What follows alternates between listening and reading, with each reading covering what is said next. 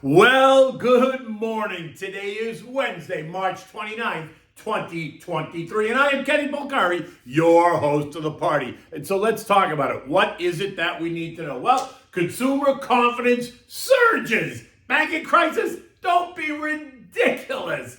Markets churn as we await more inflation data, which is coming this Friday. And regulators defend themselves on Capitol Hill against the Silicon Valley Bank failure. The IRS goes knocking on independent journalist Matt Taibbi's home on the very same day he happens to be testifying in Congress. Interesting, isn't it? And what are we having for dinner tonight? We're having the Veal Rollatini. Delish. Okay. So like I said, consumers are confident. The Conference Board Consumer Confidence Survey surges to 104.2, up from last month's 102.9 and well above the expectation of 101.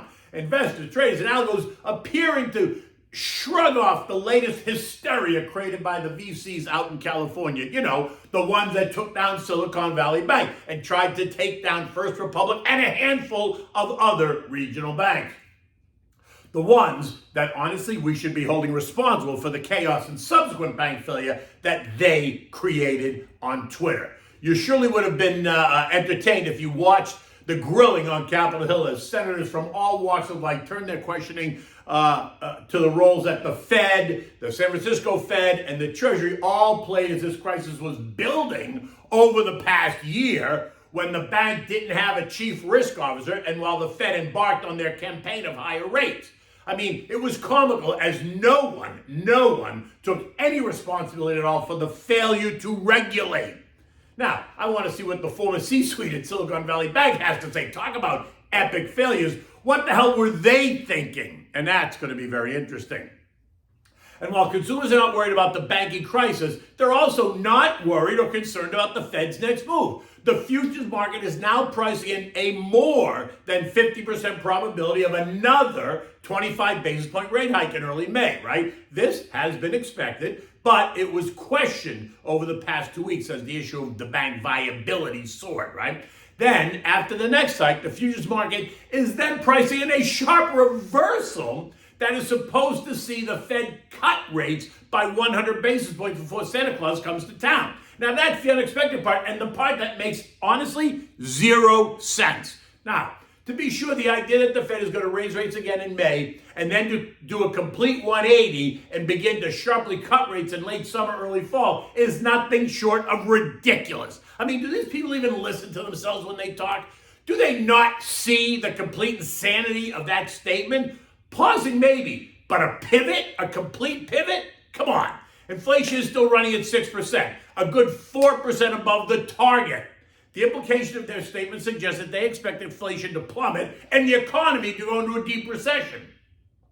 And while I do agree with the hard landing deep recession narrative, I've been saying it for a while, I do not see inflation plummeting. And by the way, nor does the University of Michigan one-year inflation survey. They estimate that 12 months out inflation is still going to be at 3.8%, still 1.8% above the target.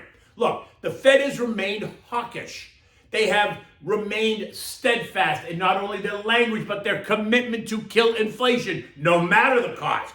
So for any of those bozos to suggest that the Fed is going to raise rates in May, pause in June, and then cut in July, September, October, November is nothing short of asinine. I mean, clearly none of these talking heads were alive in the mid-70s to early 80s. Because if they were, they would understand how ridiculous that statement sounds.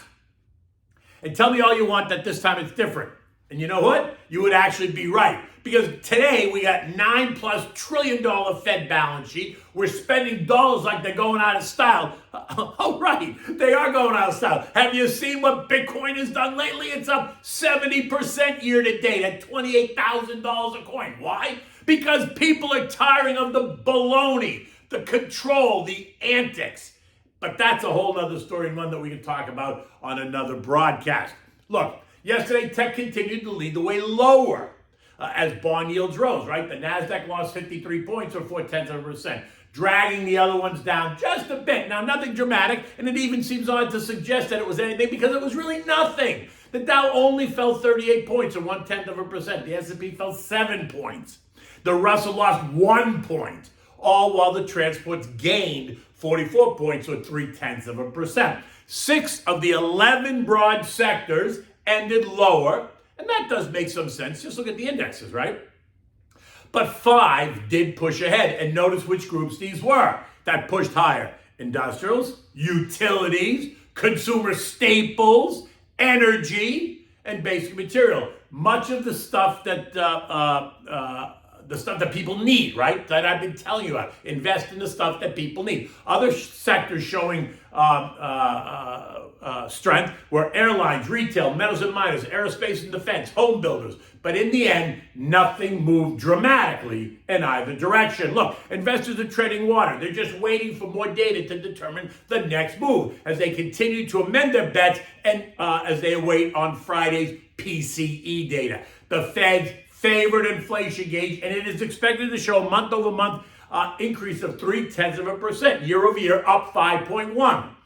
And if you modify it, take out the things that you don't want in the report, then the core rate shows month-over-month inflation running 0.4%, which is worse, but year-over-year is only 4.7%, and that's what they're going to hope you focus on. The number that's got a 4 handle, because then they can point to and talk about how they're succeeding. Now look, today, the eco data is all about housing. Mortgage apps are due out at 7, and then pending home sales are due out at 10. Pending home sales are expected to be down 3%. The fund's going to be in what is the real number. Remember, pending home sales are contracts that have been signed but not yet closed. There's a typical 8 to 12 week lag between signing and closing, just so you know. So what were rates 8 to 12 weeks ago? Were they higher than the current 30-year rate of 6.5%? Because that may give you a clue on what that number will be. Will it be worse than down 3%? Will it be better than down 3%? We're about to find out.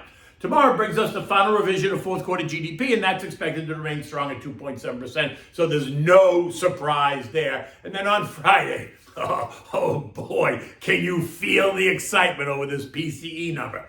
Now, let's switch to oil. That continues to rocket higher, ending the day at 73.25, up 1.1%.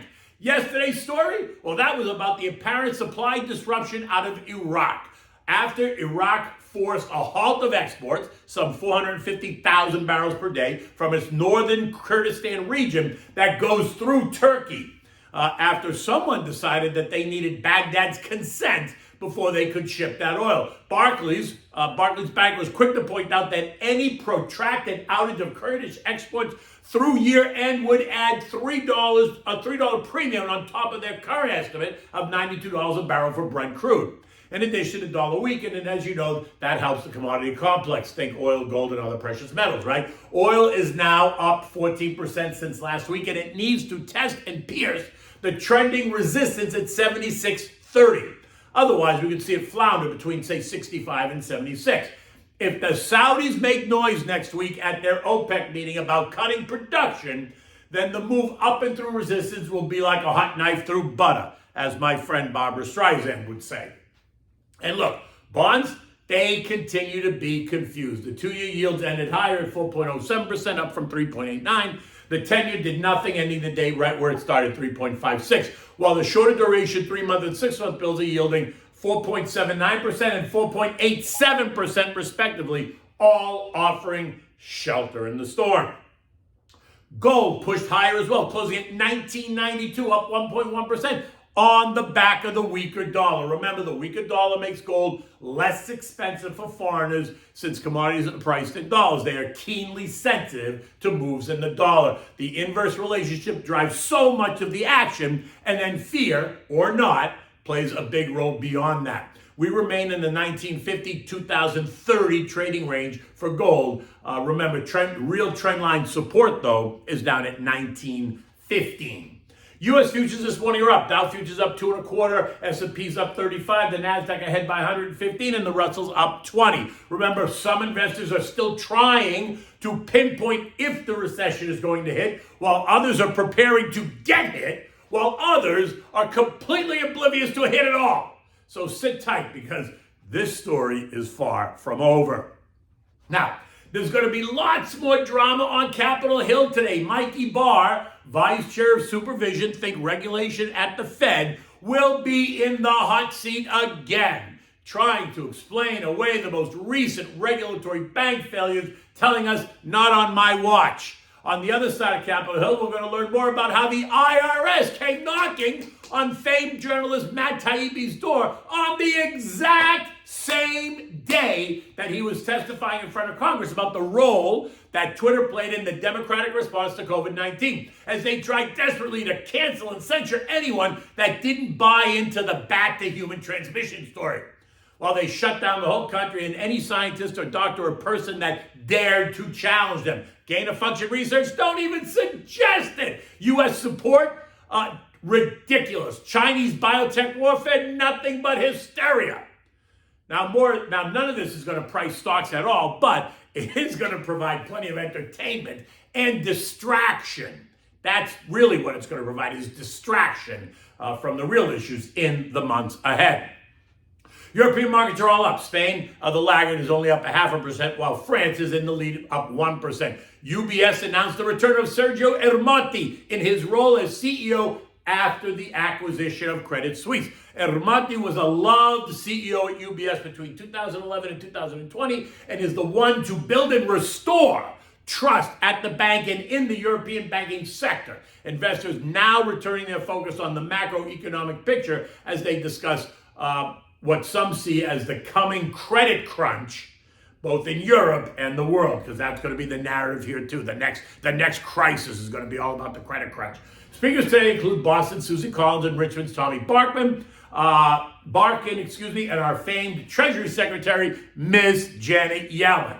Right? On Friday, we're going to hear from New York's Johnny Williams and the ECB President, Christine Lagarde. The S&P yesterday closed at 39.71, down 6 points. The same 6 points it gained on Monday, it took away on Tuesday. Holding its own, though, at the trend line of 39.60-ish. Resistance is now at 4,015. Everybody is waiting on Friday's PCE report. Remember, you need to remain focused. Do not get drawn into the frenzy. Take advantage of it, because in the chaos, there is opportunity. Okay, so what do we have for dinner tonight? We're going to have the veal rollatini with prosciutto, red onion, arugula, and fresh mutts. So for this, you need the veal cutlets, you need thin sliced prosciutto, you need fresh mozzarella, arugula, red onion, butter, olive oil, salt and pepper, and then some beef broth. You want to preheat your oven to 350 degrees. Now begin by seasoning your cutlets one at a time, salt and pepper, lay them flat in a cutting board.